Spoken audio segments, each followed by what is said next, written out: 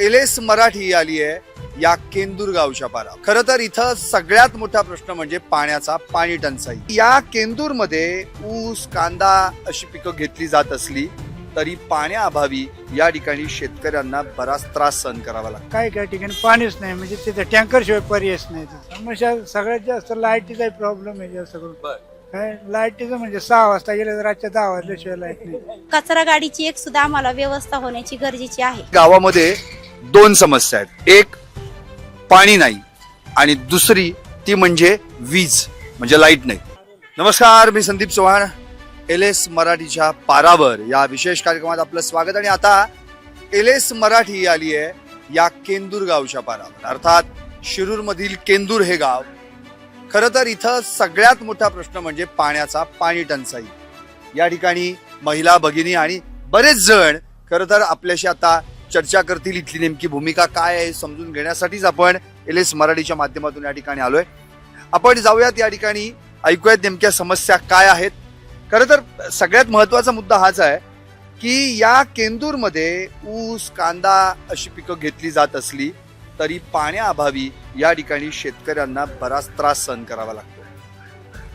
या ठिकाणी बरेचसे ज्येष्ठ नागरिक देखील बसले आहेत, पारावर मंडळी बसलेले आहेत. माझ्या शेजारी या ठिकाणी आजोबा आहेत. आजोबा, तुमचं नाव काय आहे? शंकर तुकाराम वेदाटे. शंकर तुकाराम वेधाटे. आपलं वय काय आहे? वय आहे 74. आपण या गावात आता इतके वर्ष राहत आहे, पाऊस पाणी कसं आहे आतापर्यंत, काय सांगतो? पाऊस पाणी काय वेळ गेल्या वर्षी या वेळेला झाला होता, पण अजून काय पाऊस झाला नाही अजून. होईल आता, पाऊस आलाय, पावसाचा टाइम, बाकीचा नाही विषय. पाणी टंचाई आहे काही? पाणी टंचाई आहेच, पाणी नाही. आणि पिकं कुठली घेतो आपण आता इथं? आता इथं सोयाबीनच घेतो जास्त करून, आणि मुगीचं, आणि थोडी खायापुरती बाजरी. बाकीचा विषय नाही घ्यायचा काय. आता या वर्षी हवामान खात्याने इशारा दिला आहे की जो काही पाऊस आहे तो पूर्वीच्या प्रमाणापेक्षा कमी पडण्याची शक्यता आहे. त्यामुळे शेतकऱ्यांनी आधीच पेरणी करताना विचारपूर्वक करावी. काय त्याच्यावर निर्णय आता? आमचं मग त्यात की 310 गाव काय ह्या गावाला काय पाऊस होत नाही असा अंदाज आलेला आहे. आता अंदाज शाळा सांगते आणि टीव्हीला पण सांगते. मग आमचं काही नाही, आता तो पाऊस पडून ते बघू मग आम्ही काय करायचं, नाही करायचं का काय करायचं ठरवलं. आता पाणी जर इथं नाहीये तर तुम्ही आता इथले जे राज्यकर्ते आहेत त्यांच्याकडे काय मागणी केली की नाही गावकऱ्यांनी? नाही, टँकर येतोय दिवसाड 2 दिवसा. पाणी आंघोळीला पाणी, नासवायला पाणी, त्याच्या पुढचं प्यायला आपलं फिल्टरचं पाणी येतोय. म्हणजे इथं टँकरवरच चालतंय सगळं? हा, चालतं. आणखी अगदी आपण अलीकडून इकडे आलो करंदी तर तिकडं मस्तपैकी नदी बिदी आहे, त्यांना मस्तपैकी पाणी मिळतं, पण इथं नाही ना. नाही, तिथं पाठ आहे, नदी नाही, ती पाठ आहे. पाठ गेलेलं आहे त्या करंडी गावातून, आणि तिकडं त्यांना पिकं भरपूर घेता येते. असंही इथं मात्र ते मिळत नाही. इथं नाही मिळत. काय बाबा, नाव तुमचं काय सांगता येईल? रंगनाथ बाबूराव. आपलं वय काय आहे? अच्छा, आपण आणखी या ठिकाणी आणखी एक ज्येष्ठ नागरिक आहेत, त्यांच्याशी संवाद साधूया. काय इथली परिस्थिती आहे, काय सांगतो? इथे पाणीच नाही प्यायला. आता आम्ही एक महादेवाडी काय तिथे टँकरने पाणी येतो. दिवसाळ टँकर येतो. हा, मग आता पीक पाण्यासाठी पावसावर अवलंबून राहावं. पावसाळा चालू. पूर्वी जे पावसाचं प्रमाण होतं आणि आत्ताच, आता तुम्ही इतके वर्ष या गावामध्ये राहता, काय कमी जास्त? नाही, आता पहिल्यासारखं पाऊस नाही राहिला, अजिबात नाही पाऊस पडत नाही. पहिला धरलेला पाऊस येत होता, पण आता पाऊस म्हणजे गॅरंटीच नाही, आता म्हणजे शाश्वती नाही राहिलेला. पण एक प्रश्न असा पडतो, काही गावाच्या शेजारी नदी आहे, काही गावाच्या शेजारी पाट आहे, इकडे तर काहीच नाही. त्यामुळे आता फक्त टँकर आणि पाऊस, म्हणजे टँकर म्हणजे घरगुती वापरासाठी आणि पाऊस शेत पाण्यासाठी. शेत पाण्यासाठी काही साधन नाही आता इथे. काहीच साधन नाही. म्हणजे आता काय ठिकाणी पिण्यापुरतं पाणी आहे, विहीर आहे ना. काही ठिकाणी पाणीच नाही, म्हणजे तिथे टँकर शिवाय पर्यायच नाही. आणखी काही समस्या गावात काय सांगता येतील वेगळ्या? समस्या सगळ्यात जास्त लाईटीचा प्रॉब्लेम आहे जास्त करून. काय लाईटीचं म्हणजे 6 वाजता गेले तर रातच्या 10 वाजल्याशिवाय लाईट नाही. काय रात्री मग रानातल्या वस्तीवाल्यांनी काय करायचं, या कंटी करा, काही साधन नाही राहत.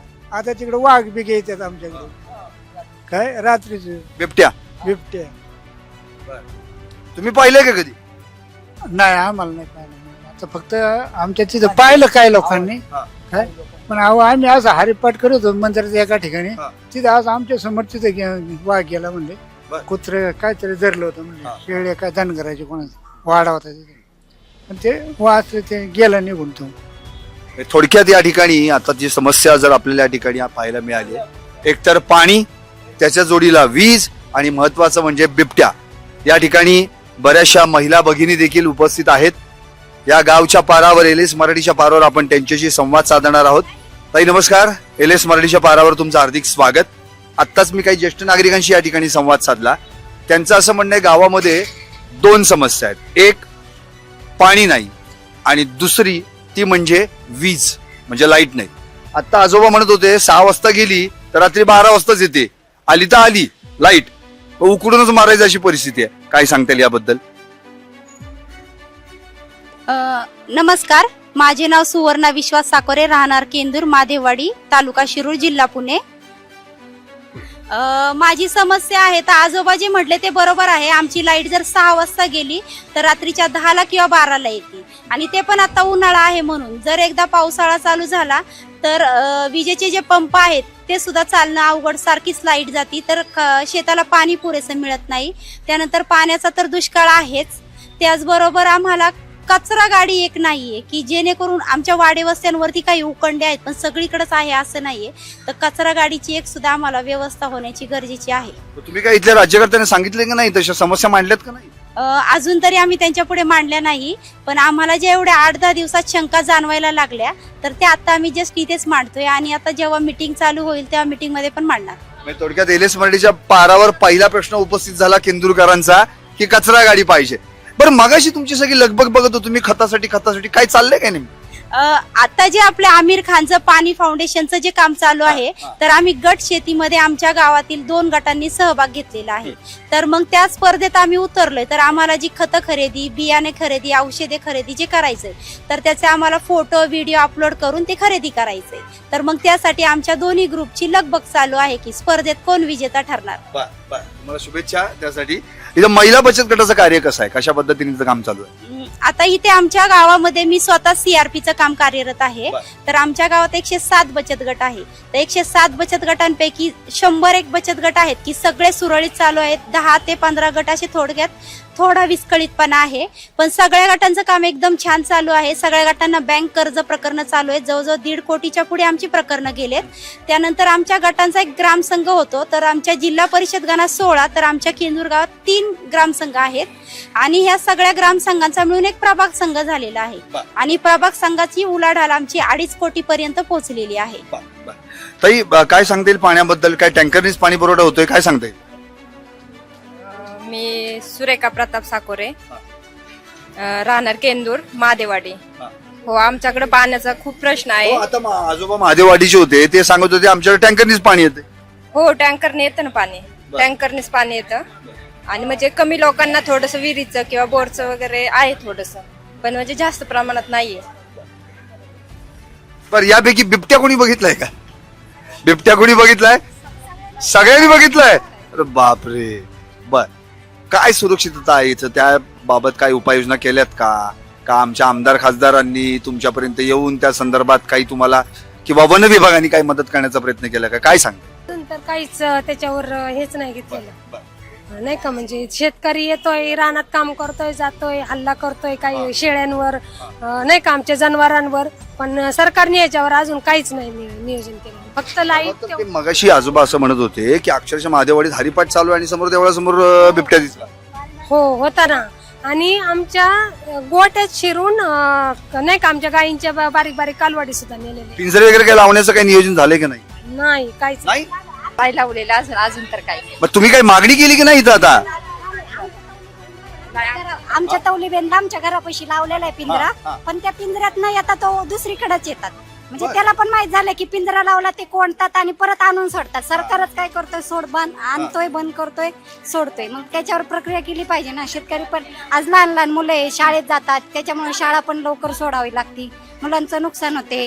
परत रात्रीचं शेतामध्ये पण काय करता येत नाहीये, पाणी वगैरे धरता येत नाही. लाईटीचा प्रॉब्लेम आहे, लाईट पण टायमिंगला जाते. दिवसाचा लाईट तुम्ही घालवता, मग रात्रीची लाईटीचा उपयोग काय? आम्ही पाणी नाही ना धरू शकत रात्री. बरोबर. तुम्ही 6ला जाते, रात्री 10ला 12ला येते. त्याचा पण प्रॉब्लेमच आहे. लाईट 6ला घालवता तुम्ही, 10ला येते. मग अंधारात स्वयंपाक कसा करायचा? बरं, बाहेर वाट्यावरती भांडी जरी घासायची म्हणली तरी भीतीच आहे ना. अचानक बिबट्याने हल्ला केल्यावर काय करायचा? घरातला जर करताच गेला तर घर कसं चालणार? म्हणजे थोडक्यात बिबट्या बाहेर पण जगू देणार आणि घरात पण जगू देणार अशी परिस्थिती झाली. म्हणजे थोडक्यात बिबट्याची परिस्थिती अशी आहे की आता तो आपल्या माता भगिनींना बाहेर पण जगून देणार आणि घरात पण जगून देणार. परिस्थिती इतकी वाईट आहे. या केंदूर गावामध्ये खरं तर तसं पाहिलं तर हे गाव, ज्या गावामध्ये उत्तमरित्या या ठिकाणी शेती, बाजरी, ज्वारी अशा पद्धतीची पिकं घेतली जातात. आता या ठिकाणी आता नुकतेच आजोबा की गाडी फक्त हे लावा, फक्त साईडला, साईड स्टँडवर गाडी लावली आहे. आताच या ठिकाणी बरेचसे ज्येष्ठ नागरिक आणि महिला म्हणत होत्या एकतर वीज नसते गावात, जर ती आली तर ती दुपारी येते तेव्हा सगळे शेतकरी बिनकामाचे, तेव्हा काय काम नसतं. 6ला आली, 6ला गेली तर रात्री 12ला येते. मग एक टायमिंगच फिक्स नाहीये.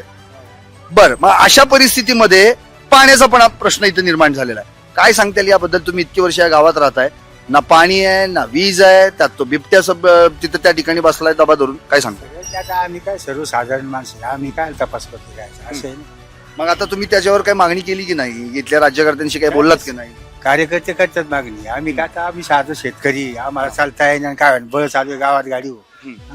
पण आता शेतकऱ्याच्या शेतात जातात नाही बिबट्या. अहो याच्यात बात त्यांनी दिली लाईट जरा दिवसाची आहे चालू आता. बरं, महादेववाडी वगैरे या ठिकाणी काहीतरी टँकरच पाणी पुरवतो असं. पाणी जायचं तर पाणी मिळतच नाही तर काय. बरं, आता कुठलं पीक आहे शेतात? शेतात काय नाही, आता कोरडे सगळं, पाणीच नाही द्यायचं काय. हं? पाणीच नाही त्यामुळे द्यायचंच काय? मग आता पाणीच नसल्यावर कळणार काय? हाही प्रश्न आहे. बरं. आणखी काय सांगता येईल वेगळ्या समस्या या गावात याबद्दल? बरं, ठीक, ओके. बोला, काय आपलं नाव आहे? बाळासाहेब साकोरे. बोला, नेमक्या आता केंदूरमध्ये पाण्याची समस्या कशी आहे? का पाणीच नाही मिळत आहे, टँकरनीच पाणी पुरवठा होतो आणि पावसाच्या ह्याच्यावरच अवलंबून राहावं लागते शेत पाण्यासाठी? काय तसं पूर्णपणे समस्या दूर झाली असं म्हणता येणार नाही. आता याच्या पावसाच्या वातावरणामुळे पाण्याची समस्या थोडीफार आता जाणवते. तिच्यावडी बंधारा भरलेला असल्यामुळं तो तसा कंटिन्यू 12 महिने आम्हाला पुरत नाही. साधारणपणे 6-7 महिने तो विषय चालतो. पण त्याच्यामध्ये लाईटचा सगळ्यात महत्त्वाचा प्रश्न इतका गंभीर होतोय की लाईटवाल्यांनी असं गणित लावलं की आता 7:30च्या आतल्या पंपांची वीज माफी केल्यामुळं लाईट कधी जाते काय ते त्यांच्याच मनावरती सगळा कारभार चालला आहे. तर रोज रात्री आजचं शेड्यूल असं आहे आजपासून, म्हणजे इथून पाठीमागचं चालू. आता संध्याकाळी 6ला लाईट गेली तर 10 वाजता लाईट येते. आता अलीकडे ह्या आठवड्यात असा विषय झाला की 10ला लाईट आली का पुन्हा 10:15 लाईट जाते, पुन्हा 11ला लाईट येते, पुन्हा 12:30 लाईट जाते. असं एक सारखं एक चक्र रात्रभर जवळ रात्रीतल्या 12 तासातली माझ्या माहितीप्रमाणे 4-5 तासात लाईट कंटिन्यू असेल. आणि दिवसभरात ते लाईटचं असं धुमचक्र चालूच असतं, ये जा वगैरे असं चालूच असते. पण आता धड विजेचे पंपही चालू नाहीत, पाणी पण नाही, तरी पण लाईटचं शेड्यूल काही बरोबर नाही. थोडक्यात ते ऑन ऑफ करण्यासाठीच बसलेले आहेत फक्त असं इथं. आलं मनात करा अशा पद्धतीने झाले. तरी काही वावगं ठरणार. आणखी एक महत्वाचा मुद्दा की बापूसाहेब तिठे, त्यांचं हे गाव गृहमंत्री होते एकेकाळी शरद पवारांच्या सरकारमध्ये. काय आणि त्यांच्याच गावात अशी जर समस्या असेल, अजूनपर्यंत पाणी या गावाला मिळालेलं नाही, तिकडे बिबट्याचा त्रास आहे. मागाशी तर महिला म्हणाल्या की घराच्या बाहेर पण आम्हाला पडता येत नाही आणि घरात पण तापतात, त्याची परिस्थिती नाही. आता बापूसाहेब थिटे यांचं हे गृह राज्यमंत्री होते, हे गाव बापूसाहेब थिटेंचं आहे, बरोबर आहे. याचा अर्थ याला बापूसाहेब थिटे दोष आहेत असं म्हणता येणार नाही. मागची जी कार्यकर्त्याची फळी असते ती सगळ्यात महत्वाची मानली जाते. आता मागच्या फळणीत जर त्याचा काही विचार केला नसेल, आता साहेबांनी मग एखादी सूचना दिली माझ्यासारख्या कार्यकर्त्याला, बाबा असं असं आपल्याला करायचंय, त्याचा पाठपुरावा जर मी केला नाही तर ते काम होणार नाही. म्हणजे हे लोक जे म्हणतात का बापूसाहेब थिटेंचं गाव गृह राज्यमंत्री होते, त्यांना काहीच करता आलं नाही, हे म्हणणं चुकीचं आहे. ह्या मताचा मी, कारण सर्वच गोष्टी काही वरच्या लेवलच्या बाबा आपण सांगितल्यावर त्यांचं करायचं काम आहे.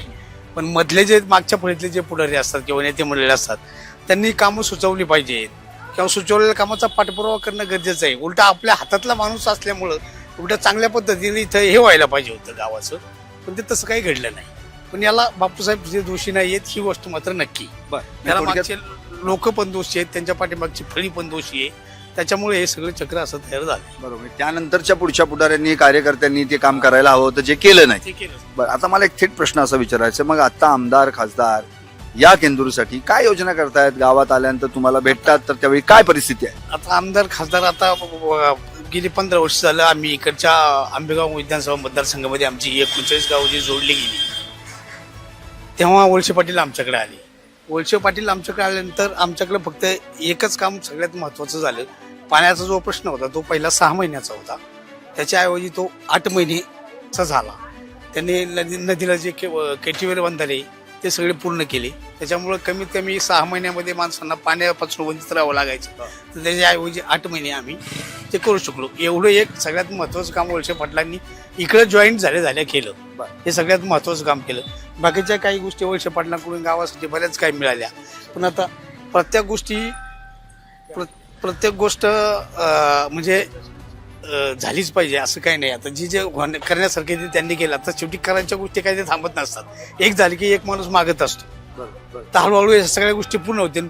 पण पाण्याची समस्या महत्वाच्या दृष्टीने आजही पण गंभीरच आहे. त्यांनी जो शब्द आम्हाला दिला होता की बाबा कलमुडीचं पाणी ह्या तिच्यावडी बंधाऱ्यात सोडू किंवा काहीतरी पर्याय काढू, तो प्रश्न अजून प्रलंबित आहे.